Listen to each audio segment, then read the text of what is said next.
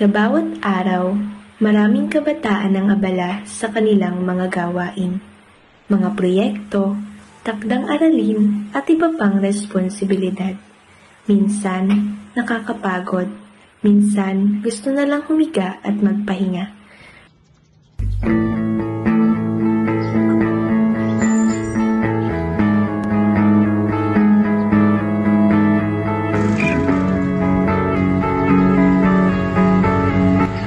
Pero sa kabila ng pagod, may mga kabataang patuloy na kumikilos. Sila ang mga batang handang tumulong kahit pagod na, handang maglingkod kahit ubos na ang oras, at handang magbigay ng ngiti kahit kapalit nito ay pawis at pagod.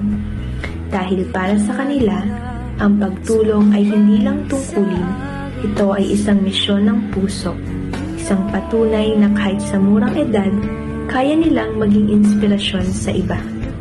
Ang kabataang ito, hindi lang basta estudyante, hindi lang basta volunteer, sila ang larawan ng sipag, malasakit at pagkakaisa.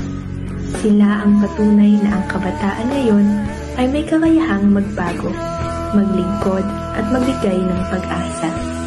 Kaya sa tuwing nakakaramdam tayo ng pagod, alalahanin natin ang tunay na kabataan ay hindi sumusuko dahil ang pusong handang tumulong ay pusong laging handang magmahal at magbigay ng kabutihan.